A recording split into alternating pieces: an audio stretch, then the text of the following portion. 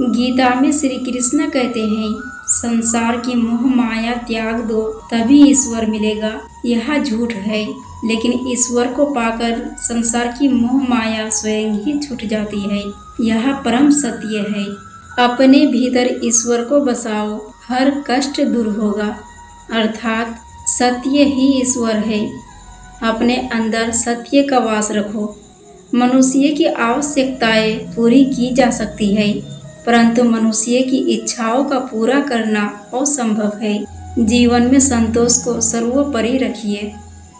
श्री कृष्ण के उपदेश में गीता में यह बात कही गई है कि निराशा को त्याग दीजिए। आशा की किरण आज नहीं तो कल अवश्य चमकेगी। इस दुनिया का यह दस्तूर है, जैसा देंगे वैसा पाएंगे। यदि आदर पाने की इच्छा है तो सर्वप्रथम आदर करना सीखे। 2.5 अक्षर में लिखे जाने वाले शब्द प्यार और कान्हा दोनों हमारे लिए समानार्थी है। खूबसूरत चेहरे का क्या करना जब दिल ही मैला हो।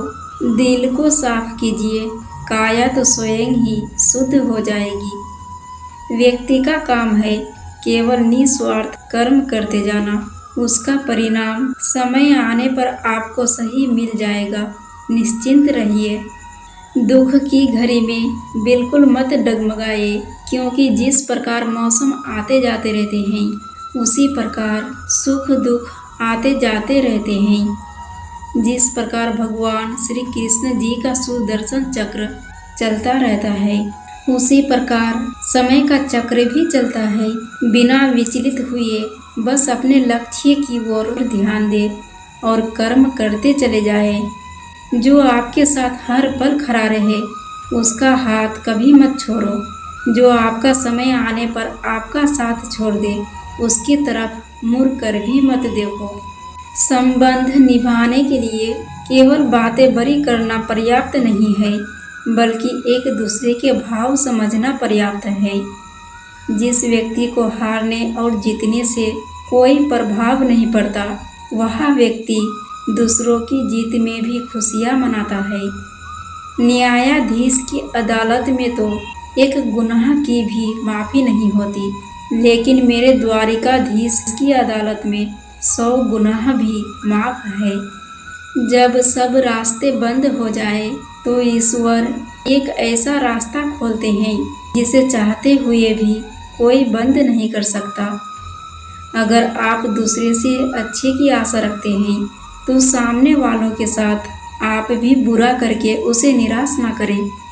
जिस व्यक्ति का खुद के मन पर ही कोई नियंत्रण ना हो, वह वास्तव में स्वयं का ही शत्रु बन बैठता है। हृदय में बसे रहना, आँखों में छुपे रहना, केवल यही प्रार्थना है। हे मेरे ईश्वर, आप हमेशा साथ रहना। यदि लेने की इच्छा हो तो संस्कार लीजिए। यदि देने की इच्छा हो तो दान दीजिए। यदि छोड़ने की इच्छा हो तो घमंड को छोड़िए, और यदि पाने की इच्छा हो तो ईश्वर का हाथ सदैव अपने सर पर पाइए। प्रभु के स्मरण से शुरू होती है मेरे दिन की शुरुआत। फिर मैं कैसे कह सकता हूँ कि मेरा कोई दिन खराब है। ईश्वर से लगन आपका यह लोक ही नहीं, बल्कि परलोक भी संवार देती है। जीवन में की गई हर गलती से सीख लेकर उसे न दोहराया जाए तो ईश्वर उसे सजा नहीं, क्षमा दान देते हैं। मनुष्य के जीवन में आशा चाहे छोटी हो या बड़ी, फर्क नहीं पड़ता, परंतु निराशा आ जाने से सब कुछ विपरीत हो जाता है। मतलबी दुनिया ने विपरीत समय में अपनी नजरें बदल ली, परंतु ईश्वर जब से मेरा हाथ थामा तब से मेरी किस्मत बदल गई। कुछ भी लौटकर आए या न आए, परंतु किया हुआ कार्य का परिणाम अवश्य आता है। हमारा हर जगह उपस्थित होना संभव नहीं है, लेकिन हमारे द्वारा किया गया आचरण हमारी अनुपस्थिति को भी उपस्थिति में परिवर्तित कर देता है। जिस प्रकार औषधि किसी भी रोग को ठीक कर देती है, ठीक उसी प्रकार भगवान श्री कृष्ण की स्तुति हर कष्ट का निवारण कर देती है। जीवन में कभी भी निराश नहीं होना चाहिए, क्योंकि कमज़ोर आपका वक्त होता है, आप नहीं। वह सब कुछ करो जो तुम्हें करना है, लेकिन लालच से नहीं, अहंकार से नहीं, वासना से नहीं, ईर्ष्या से नहीं, बल्कि प्रेम, करुणा, नम्रता और भक्ति के साथ। जिस इंसान के चारों तरफ नकारात्मक लोग रहते हैं, उस इंसान का मंजिल से भटक जाना तय है। बुरे कर्म करने नहीं पड़ते, हो जाते हैं, और अच्छे कर्म होते नहीं, करने पड़ते हैं। राधा ने श्री कृष्ण से पूछा, प्यार का असली मतलब क्या होता है? भगवान श्री कृष्ण ने हंसकर कहा, जहाँ मतलब होता है वहाँ प्यार ही कहाँ होता है।